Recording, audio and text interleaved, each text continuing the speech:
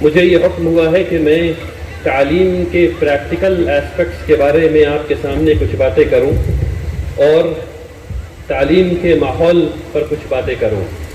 اپنی بات کو میں تعلیم کے گلوبل ماحول سے شروع کرنا چاہتا ہوں۔ چند فیکٹس آپ کے سامنے رکھنا چاہتا ہوں۔ دیکھیے، ہندوستان میں وہ بچے جو 90% نمبر سے زیادہ لاتے ہیں، پورے دنیا کے سٹیج پر اگر بات کی جائے تو ہندوستان میں وہ بچے جو 90% سے زیادہ نمبر لاتے ہیں، ان کی تعداد امریکہ کے تمام طلبہ سے زیادہ ہے۔ تو آپ یہ سمجھیے کہ کیسا تعلیمی ریولوشن ہندوستان میں آ رہا ہے۔ آپ کو یہ جاننا چاہیے کہ 2010 میں جو ملازمتیں، جو جابس مارکیٹ میں آئیں، 2004 میں ان کا کوئی تصور نہیں تھا، اور 2021-22 میں جو جاب مارکیٹ میں ہیں، 2010 میں ان کا کوئی تصور نہیں تھا کہ ایسی کوئی چیز بھی ہو سکتی ہے۔ یعنی آرٹیفیشل انٹیلیجنس کے بارے میں کوئی بات تھی ہی نہیں، ڈیٹا سائنٹسٹ کے بارے میں کوئی بات تھی ہی نہیں، کریکولم آرکیٹیکٹ کے بارے میں کوئی رول کسی نے جانا ہی نہیں تھا۔ تو یہ تبدیلیاں انفارمیشن ریولوشن کی طرف سے آ رہی ہیں۔ فیس بک پہ ہر سال، ہر مہینے 84.5 کروڑ ایکٹیو یوزرز ہوتے ہیں۔ اگر ملک بنایا جائے تو فیس بک دنیا کا تیسرا سب سے بڑا ملک ہوگا۔ 1992 میں پہلا ٹیکسٹ میسج بھیجا گیا، اور آج ہر روز 8 بلین سے زیادہ ٹیکسٹ میسجز بھیجے جاتے ہیں۔ آپ کو یہ سن کر حیرت ہوگی کہ ریڈیو کو 5 کروڑ لوگوں تک پہنچنے میں 48 سال لگے۔ ریڈیو کو 5 کروڑ لوگوں تک پہنچنے میں 48 سال لگے، اور ٹی وی کو 13 سال لگے، انٹرنیٹ کو 4 سال لگے، آئی پوڈ کو 3 سال لگے، اور فیس بک کو صرف 2 سال۔ 2 سال میں وہ 5 کروڑ لوگوں تک پہنچ گیا۔ انگریزی زبان میں تقریباً 5,40,000 الفاظ ہیں، اور شیکسپیئر کے زمانے سے ابھی تک وہ 5 گنا زیادہ ہو گئے ہیں۔ یعنی شیکسپیئر کو صرف 1/5 لینگویج اویلیبل تھی جو ہم لوگوں کو ہے۔ نیو یارک ٹائمز کے ہر روز جو اخبار چھپتا ہے، اس میں جو معلومات ہیں وہ آج کے انسان کی زندگی کے اعتبار سے اگر دیکھا جائے اور 18ویں صدی کے اعتبار سے دیکھا جائے تو 18ویں صدی میں جو انسان پوری زندگی میں جتنی معلومات حاصل کرتا تھا وہ ہر روز چھپ رہی ہے ایک اخبار میں۔ آپ کو یہ بھی جاننا چاہیے کہ 2049 تک، یہ بہت اہم ہے، اس کو سمجھیے، 2049 تک یہ اسٹیمیٹ کیا جاتا ہے کہ 80,000 روپے کا کمپیوٹر، 80,000 روپے کمپیوٹر میں اتنی طاقت ہوگی کہ وہ تمام انسانی اذہان سے زیادہ کمپیوٹیشنل پاور رکھے گا۔ سوچ کر کے دیکھیے، صرف 80,000 روپے کا ایک کمپیوٹر 2049 میں پوری دنیا میں جتنے بھی انسان ہیں اور وہ جتنا کمپیوٹیشن اپنے ذہن سے کر سکتے ہیں، اس سے وہ زیادہ کمپیوٹ کرنے کی صلاحیت رکھے گا۔ امریکہ کے لیبر سیکرٹری نے یہ بات کہی کہ ہم طلبہ کو ایسی جابس اور ایسی ٹیکنالوجیز کے لیے تیار کر رہے ہیں جن کا وجود ابھی نہیں ہے۔ بات کو سمجھیے، اس جملے کو سمجھیے، ہم طلبہ کو ایسی ٹیکنالوجیز اور ایسے جابس کے لیے تیار کر رہے ہیں جن کا وجود ابھی نہیں ہے، اور ایسے مسائل کو حل کرنے کے لیے تیار کر رہے ہیں جو ابھی تک ہمیں پتہ ہی نہیں کہ وہ مسئلہ ہے۔ یہ ہے انفارمیشن ریولوشن جدھر ہم جا رہے ہیں۔ اب اس کا کانٹراسٹ ذرا ہم کرتے ہیں کہ ہمارا کیا حال ہے۔ ہماری کلاس روم ابھی تک ویسی ہی ہے جیسے 1850 میں قائم کی گئی تھی۔ فیکٹری ماڈل تیار کیا گیا تھا کہ بچے فیکٹری کی طرح روز میں بیٹھیں اور روز میں پڑھائی کریں، یعنی صف میں بیٹھیں اور صف میں پڑھائی کریں۔ کچھ بچے اس میں سے پاس ہو جائیں، کچھ بچے فیل ہو جائیں۔ ہم ایک ایفیشینٹ کلرک بنانا چاہتے تھے۔ وہ سسٹم آج بھی ہمارے کلاس روم میں موجود ہے۔ ہم ایک ایفیشینٹ کلرک ہی بنا رہے ہیں، ہم سوچنے والے لوگ نہیں بنا رہے ہیں۔ آپ کو یہ جاننا چاہیے کہ خاص کر کے مسلمانوں کا حال تعلیم کے میدان میں ابھی کیا ہے۔ میں اس کو مثال سے سمجھاتا ہوں لوگوں کو تاکہ بات بالکل واضح ہو جائے. اس بات کو سمجھیے، اگر ہم یہ کہیں کہ ہمارے پاس پورے ملک میں مسلمانوں کے صرف 100 بچے ہیں، 50 بچی اور 50 بچے، صرف 100 بچے ہیں اور سب کی عمر 6 سال ہے. صرف 100 بچے ہیں، سب کی عمر 6 سال ہے اور سب پہلی جماعت میں بیٹھے ہوئے ہیں، فرسٹ گریڈ میں بیٹھے ہوئے ہیں. اب ہم کیا کرتے ہیں ان کے ساتھ؟ پہلے دن ہم ان سے یہ کہتے ہیں کہ تم یہاں جو بیٹھے ہوئے ہو اس میں سے ہم کو 43 کو نہیں پڑھانا اور 43 کو نکال کے کلاس سے باہر رکھ دیتے ہیں. 100 میں سے 43 پہلے دن ہٹ جاتے ہیں. اب یہ 43 ہٹ گئے، اب یہ کس وجہ سے ہٹے اس کو جانے دیجئے. مجھے تعلیم کے والدین کو تعلیم کے بارے میں پتہ نہیں ہے، تعلیم دینے کی صلاحیت نہیں ہے، حیثیت نہیں ہے، وغیرہ وغیرہ. اب اس کے بعد ہم یہ کہتے ہیں کہ اس میں سے 3.5 بچے، 4 مان لیجئے، مدرسے کو بھیج دیا، تو 43 اور 4 بچے ہٹ گئے ایجوکیشن، یعنی فارمل ایجوکیشن سسٹم سے 43 اور 4 ہٹ گئے. اب جو باقی بچے بچے 53، ان سے ہم نے پڑھائی شروع کی اور پڑھائی کرواتے کرواتے جب 10ویں جماعت تک پہنچے تو تقریباً 35 اور ہٹ گئے، ڈراپ آؤٹس ہو گئے. جو 17ویں جماعت تک ہم لوگ پاس کروا رہے ہیں وہ جوڑ جمع کر کے 17 بچے. ہمارے صرف 17 بچے 10ویں جماعت پاس کر پا رہے ہیں اور 17 میں صرف 4 بیچلرز کر پا رہے ہیں. یعنی BA BSc ہر قسم کے ہائر ایجوکیشن سسٹم جو ہندوستان میں ہے اس میں صرف 4 بچے جا پا رہے ہیں، جس میں سے 4 لڑکا ہے اور 1 لڑکی. یہ ہے تعلیمی حشر ہم لوگوں کا. اور ابھی میں نے آیت پڑھی، اقرأ بسم ربک الذی خلق، پڑھو اپنے رب کے نام سے جس نے پیدا کیا. یہ پہلی آیت ہے جو نازل ہوئی ہے. پڑھو، پہلا کلمہ، پہلا حرف جو آیا ہے وہ ہے پڑھو. اور اس قوم کا یہ حال ہے. اس میں صرف ایک امید کی کرن یہ ہے کہ غالباً اس ملک میں جو سب سے زیادہ لٹریسی پھیلا پا رہا ہے جو گروپ، وہ مدارس کے بچے ہیں. 4% بچے مدرسے جاتے ہیں. غالباً یہ سب سے بڑا گروپ ہے جو لٹریٹ ہو رہا ہے. یہ بات جو ہے وہ نوٹیبل ہے. اب ہندوستان کے لینڈسکیپ کو سمجھیے، تعلیمی لینڈسکیپ ہندوستان میں کیسے کام کرتا ہے. تقریباً 53,000 انسٹیٹیوشنس ہیں ہندوستان میں. 53,000 ہائر ایجوکیشن انسٹیٹیوشنس ہیں، یعنی جہاں آپ جاتے ہیں BA BSc engineering, medicine, aeronautics, ان تمام چیزوں کو پڑھنے کے لیے. اس میں حکومت یہ کہتی ہے کہ حکومت نے کہا کہ ایک گروپنگ ہوگی جسے ہم کہیں گے انسٹیٹیوٹس آف نیشنل امپورٹنس، اور اس میں 161 انسٹیٹیوشن کو نکال کے الگ کر دیا. نمبر بہت اہم ہے، اس کو سمجھیے گا، سوئیے گا نہیں. لوگ جو ہیں وہ نمبر سن کے سو جاتے ہیں. 53,000 انسٹیٹیوشنز ہیں.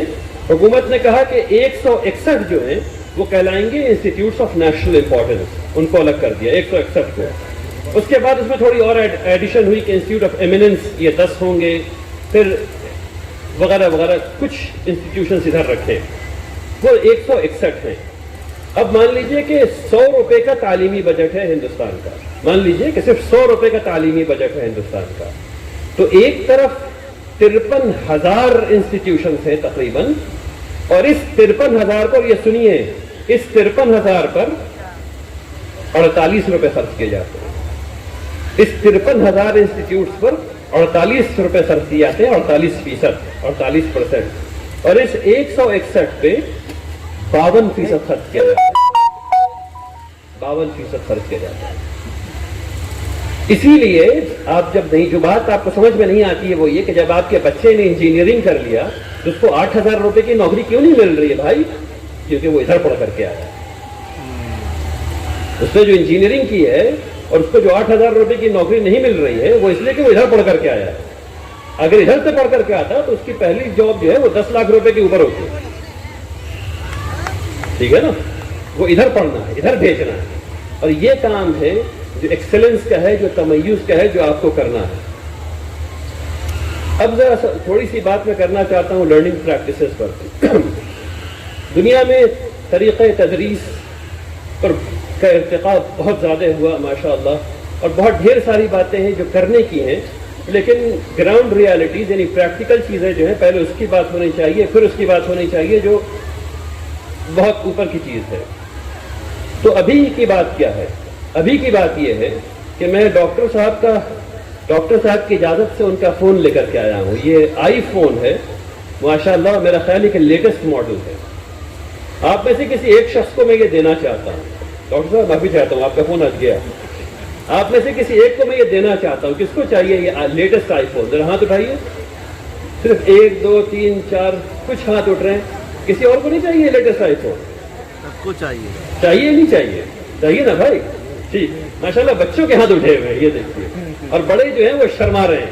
صحیح بات، مجھے پتا ہے کہ آپ سب کا دل کر رہا ہے کہ لا کے فوراً دے دیجیے، ہے نا، مجھے پتا ہے دل یہی کر رہا ہے۔ اب میں آپ سے ایک بات کہتا ہوں، ہمارے یہاں پاس مارکس کتنا ہے؟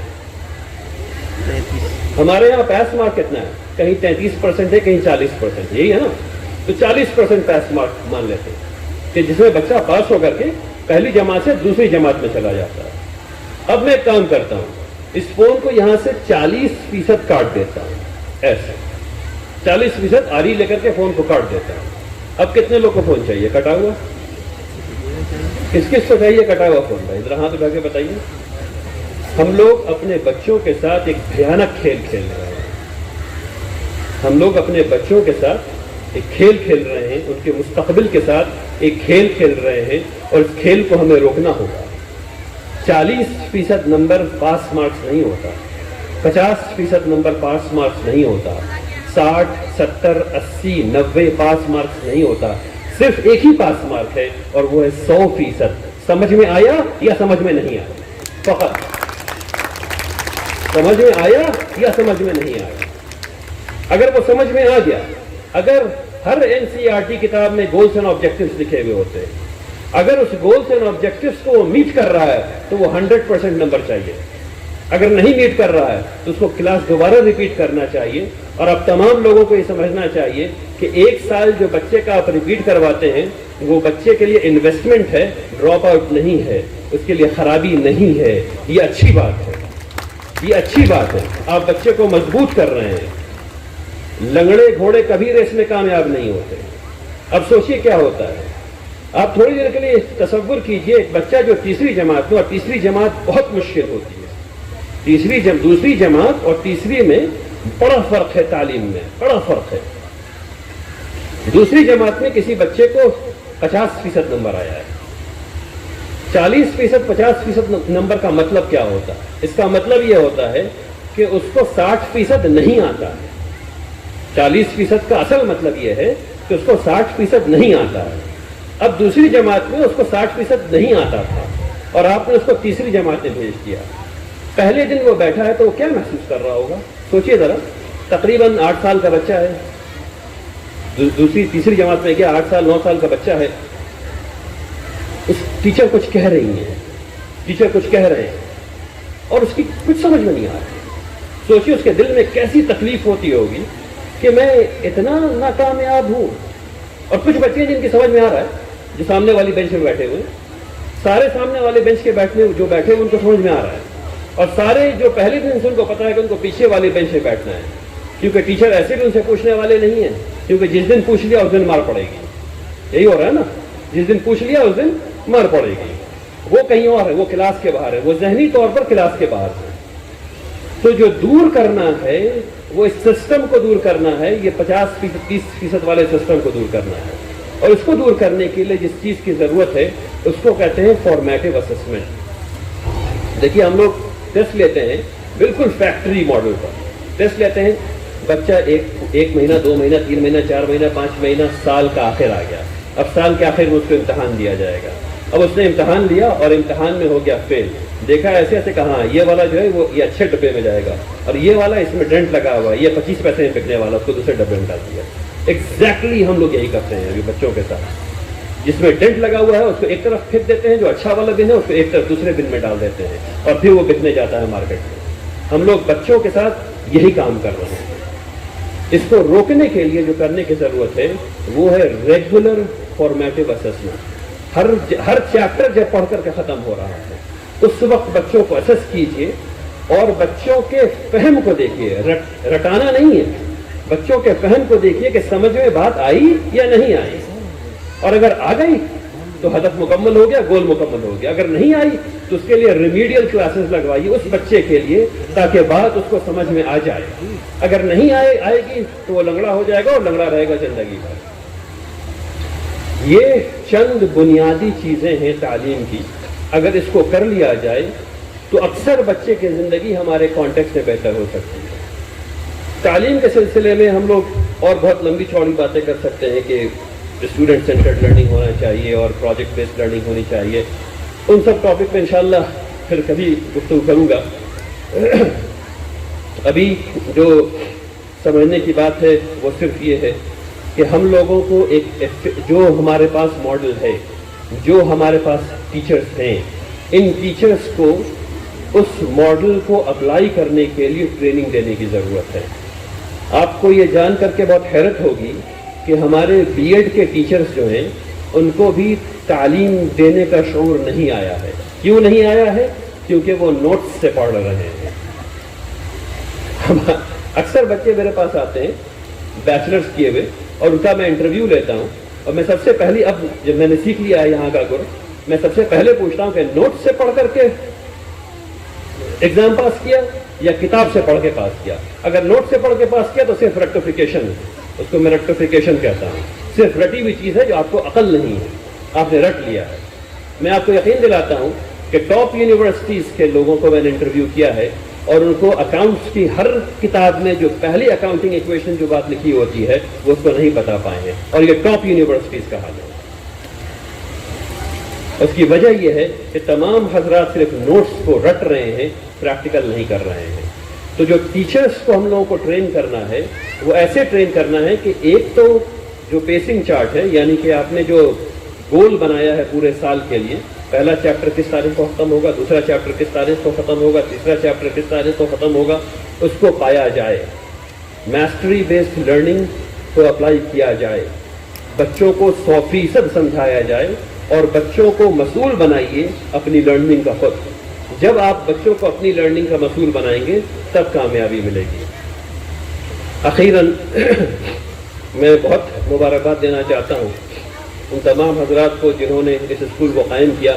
بہت کم ایسا دیکھنے کو ملتا ہے، اور ہندوستان کے کانٹیکسٹ میں تو اور بھی کم، جہاں ایک گروہ نے جو کارپوریٹ نہیں ہے وہ آپس میں ساتھ بیٹھے ہو اور انہوں نے پلاننگ کی ہو، اور اتنی ڈیٹیلڈ پلاننگ کی ہو، اور اس کے بعد بلڈنگ کے نقشے سے لے کر کے طریقہ تدریس پر اتنی لمبی بحثیں ہو رہی ہوں، طریقے سوچے جا رہے ہوں، تمام دنیا سے انپٹ لیا جا رہا ہو، اور اس کے بعد پھر لیسن پلان کیسے بنے گا، پیسنگ چارٹ کیسے بنے گا، طریقہ تدریس کیا ہوگا، بچوں کو کیسے پڑھائیں گے. بہت مبارکباد کے مستحق ہیں یہ لوگ جو یہ سب سوچ رہے ہیں. مجھے بے پناہ حیرت ہوئی دیکھ کر کے کہ یہ لوگ اسٹوڈنٹ سینٹرڈ لرننگ کے بارے میں بھی سوچ رہے ہیں، یہ لوگ 21st سینچری اسکل سیٹ کے بارے میں بھی سوچ رہے ہیں. وہ چیزیں جو ابھی تک سوائے چند میرا خیال ہے ہندوستان میں 2-4 اسکولس کے علاوہ کہیں بھی نہیں ہے. تو آپ لوگ تمام بہت مبارکباد کے مستحق ہیں. آئیے دعا کریں کہ اللہ تبارک تعالیٰ اس اسکول کو خوب ترقی دے، یہاں سے ہمارے قائدین کو نکالے انشاءاللہ. آمین ثم آمین. وآخر دعوانا ان الحمد للہ رب العالمین. بارک اللہ فیکم جمیعا. فیصل رحمانی صاحب، آپ کی تقریر کچھ ایسی تھی، ایسا لگ رہا تھا کہ معلومات کا ایک دریا ہے جو ٹھاٹھے مار رہا ہے، اور ہم سب اس بات کے منتظر تھے کہ آپ بس یوں ہی کہتے رہیں اور ہم سنتے رہیں، اپنا دامن بھرتے رہیں، اپنی تشنگی بجھاتے رہیں.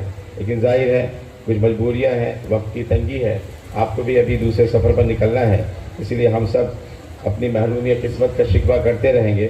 لیکن اس امید کے ساتھ جب آپ کا تعلق اس ادارے سے اور اس گاؤں سے، اس بستی سے اور اس کے اطراف سے جڑ گیا ہے، اور انشاءاللہ ہر گزرتے دن کے ساتھ اس تعلق میں مزید مضبوطی آئے گی.